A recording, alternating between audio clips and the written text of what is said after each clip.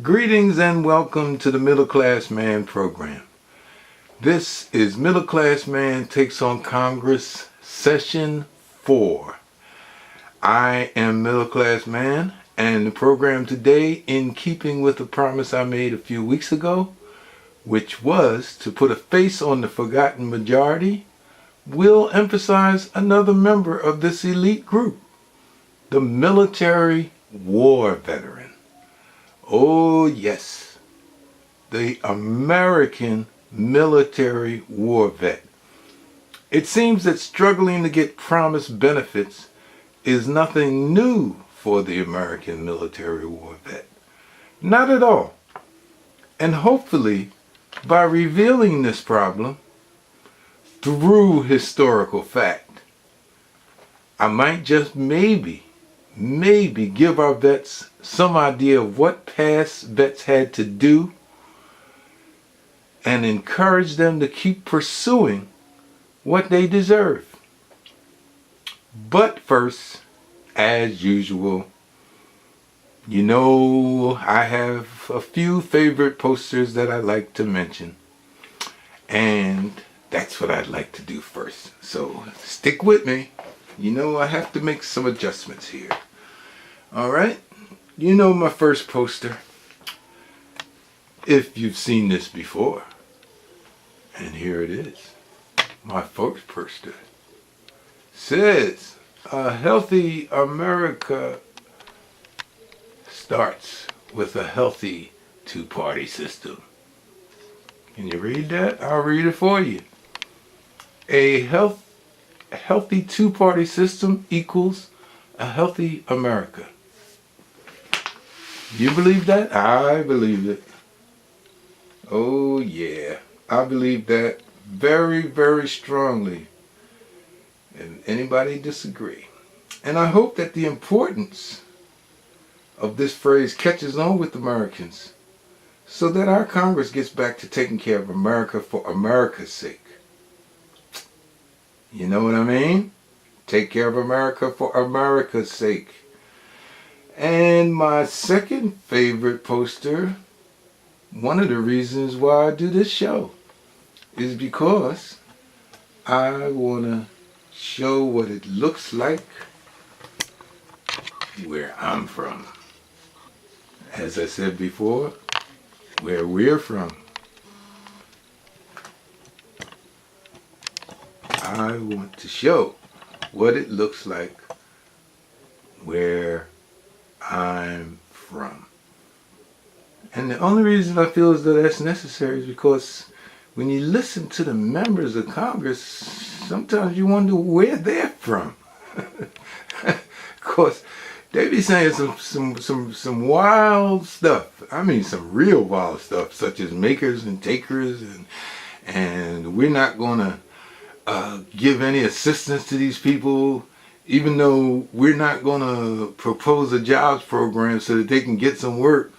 I mean, it's just ridiculous. So, sometimes I think people lose sight of what's going on, especially when you're isolated like our Congress is. All right, let me get on with the rest of the program. I'm showing you my two favorite posters, and now it's time for us to move on and talk about our loving Congress a little bit more. Oh man, if that was true, that would be great.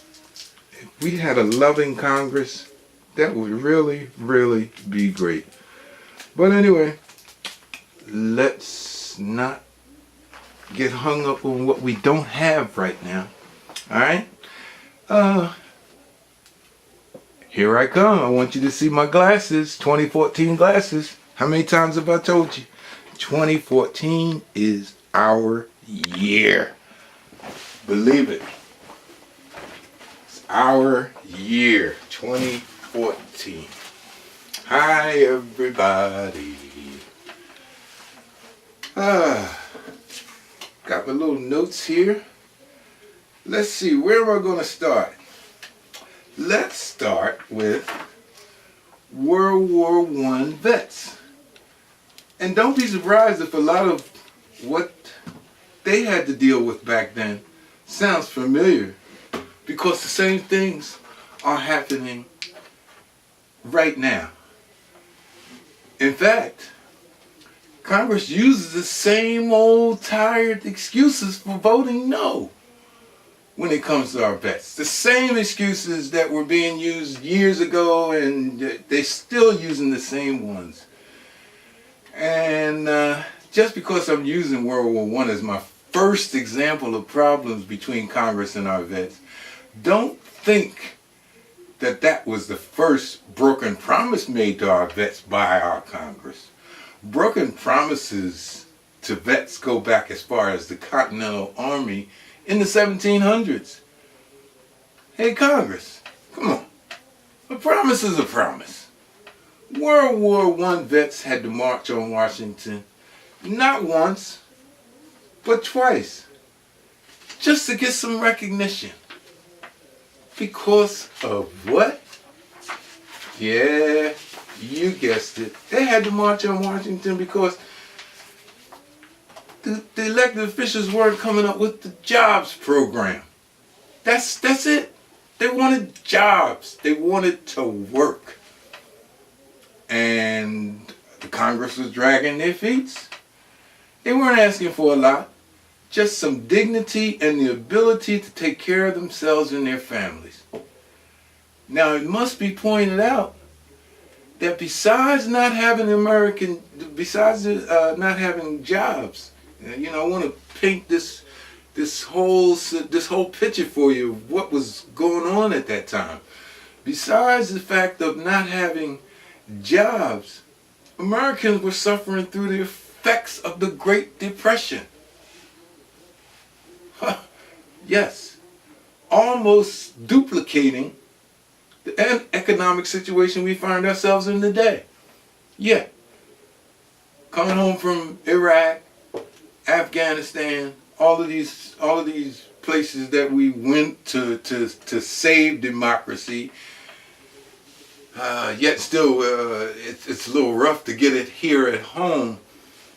But anyway, like I said, it wasn't easy. Besides the fact that there weren't any jobs, the Great Depression was bearing down. And like I said, it almost duplicates the economic situation that we find ourselves in today.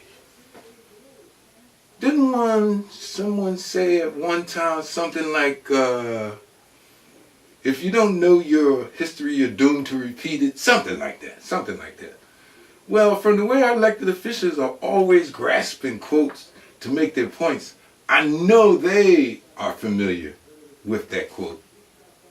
Meaning that Congress of today has a blueprint to follow from the Congress of the 30s, which I'll refer to in a minute.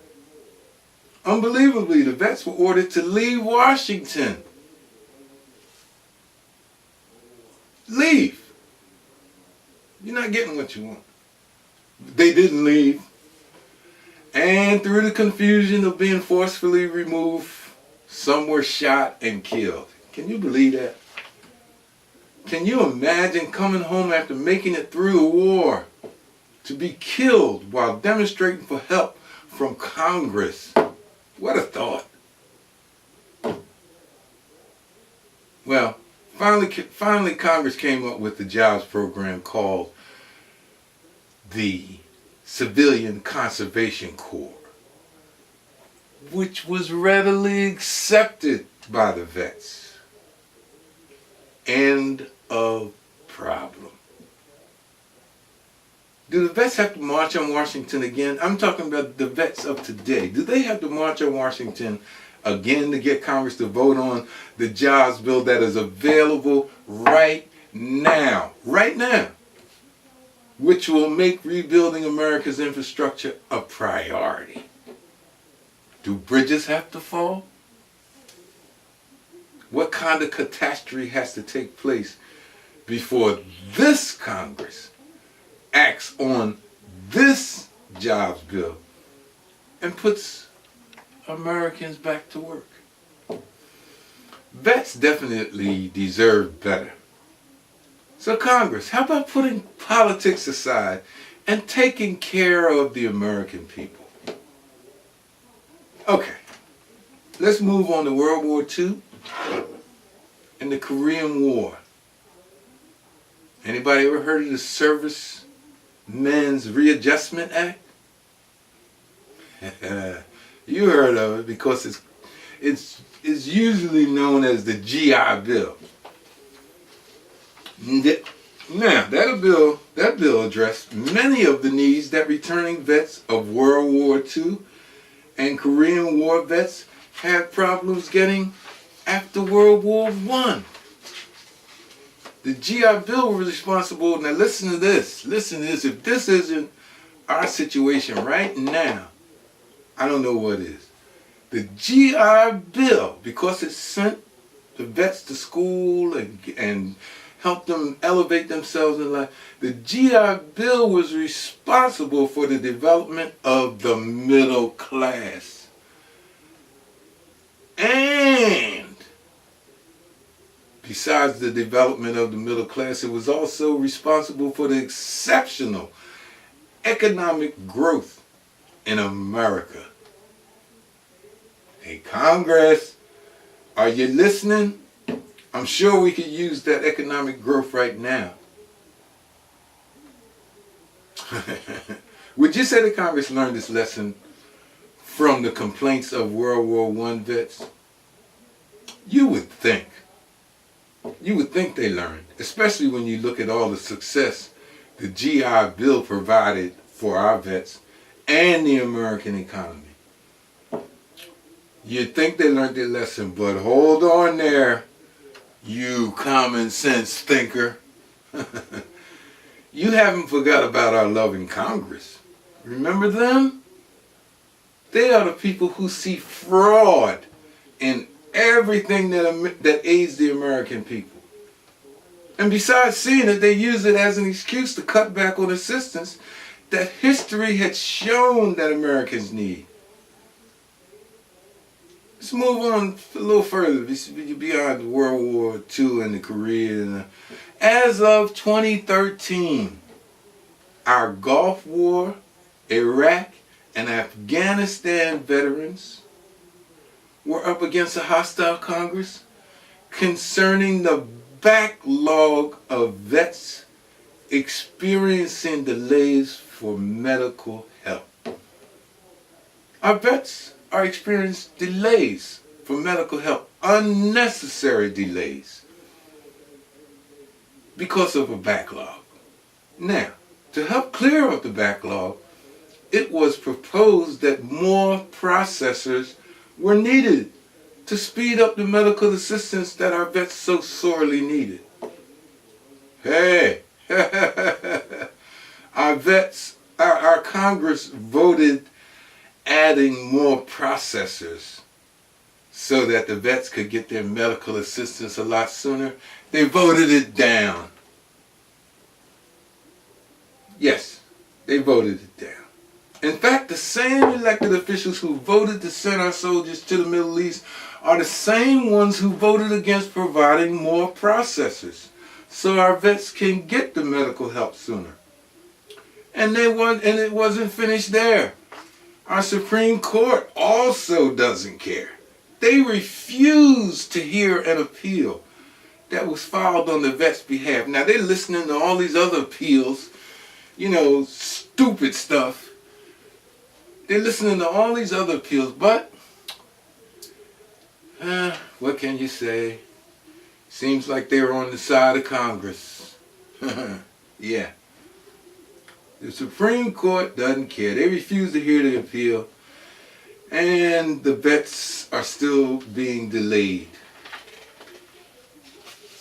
when they're requesting medical benefits. Yes, Congress ignored them. Supreme Court is ignoring them. What's that sound like to you where you're from? I think that sounds like, in other words, let them wait. And The wait averages a few months to years. At least that's the way it looks like where I'm from and where the vets are from. But wait, our Congress isn't done yet. As of April 1st, 2014, I didn't say 1930, I said 2014. This year, a powerful member of Congress announced plans. Are you listening, mothers and fathers of kids?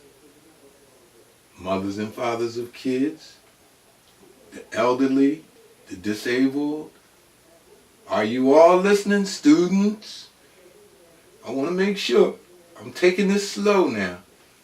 As of April 1st, 2014, a powerful member of Congress announced plans to cut billions. And I mean billions. I didn't say bunions, I said billions. If not more. Hadn't happened yet, but that's what they want to do. They want to cut billions from SNAP, Pell Grants, Medicare. You know what all that means. Medicaid, affordable health care. All of those. I'm not talking about a million altogether. I'm talking about billions. I'm sorry, I said million. I mean billions. I'm not talking about billions all together. I'm talking about billions from SNAP, billions from Pell Grant, billions from Medicaid, and more. And they're also, they're not finished yet.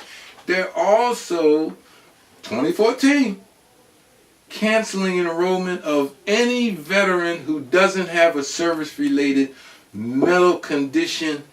And are you ready for this one? Besides that, and is not poor. Yes, they're going to cancel enrollment of these vets if they don't show a service-related medical condition and if they're not poor. Now, the service-related medical condition, that's something that's iffy. But good gracious, if you're not poor, you know, we tried to come up with something like that with the wealthy. We said, if you're not poor, why are you collecting Social Security? If you're not poor, why do you take advantage of the programs that we have available? Well, our Congress didn't seem to care about that when we tried to keep the rich from taking advantage of all those programs. But now they're saying to the veterans, if you're not poor, I don't have a problem with that. I really don't. I really don't have a problem with that. But boy, things are getting scarier and scarier. To be eligible for benefits, the vets would have to pass a means test threshold. Let me repeat that.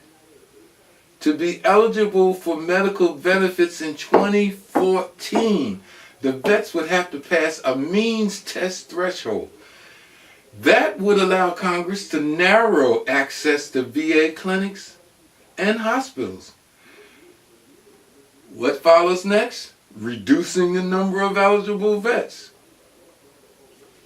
All of those things kind of make sense. They would make a lot more sense if Congress hadn't voted down a few years ago when rich folks were applying for Social Security, because this is basically the same thing, you know. But here's the scary part.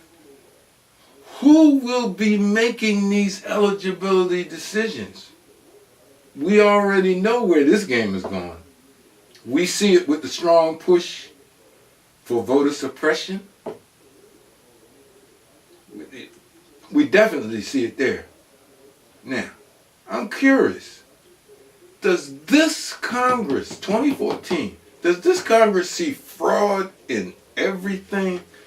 Good gracious. Everything is fraud. Cut it because it's fraud. Take it because it's fraud.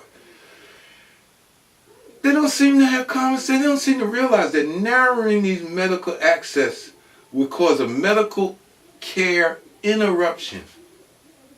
And also, which they don't seem to care about, they would also promote a growing feeling amongst Americans about this Congress's lack of a productive work ethic. They're always talking about givers and takers. I think they're the biggest takers out there because they ain't doing nothing. They ain't doing nothing but nothing. Anyway, I'd like to see our Congress get a productive work ethic. It can be done, Congress. Again, as I said in Middle Class Man Takes on Congress, Session 3, break a sweat, Congress. Break a sweat. You know, you guys look like you're just so cool. Use some imagination. There has to be another word in your vocabulary besides cut, cut, cut. This is not the first time America has faced tough economic times. Look back in history for a remedy, like you do when you want to cut something. You know? Look back in history for a remedy. The same way you do, like I said, when you want to make a point about cutting something. It's time for Congress to stop wasting time promoting and voting for feel-good policies. It's time for that to stop. Is that what we paying you all this money for? It's time for you to stop all these feel-good policies and start working on concrete stuff to improve the lives of Americans. And not just some Americans. You know that tired old promise that our lives will improve simply because the rich will get richer. Wow. Enough said. Our lives are going to improve as soon as we make the rich richer. Don't forget that now. All right. Enough said. I don't want to put too much on you at one time. Talk to you next week. Remember, I want you to remember that if you belong to the forgotten majority or you know someone who belongs to this elite group, that we need participation in order to get some respect. And participation means what? Participation means communicating with Middle Class Man with questions or concerns about your pocket money, letting your elected officials know. You don't have to go through me. Go to them directly. But if you don't, you can come through me because I'm going to them. Let our elected officials know how they are treating your pocket money. And please, please, please, please, please, the last thing, vote in November 2014 as if your life depended on it, because it does. And lastly, what do I always say? When the money's right, the future looks bright. Hopefully, next week, I'll have some more on Congress County. You know, the parcel of land that the American voters are paying for. You haven't heard about that? All right, well, I'll have some more on that for you next week. But right now, I hear my phone ringing. I hope that's a job interview. No telling. But anyway, see you next week.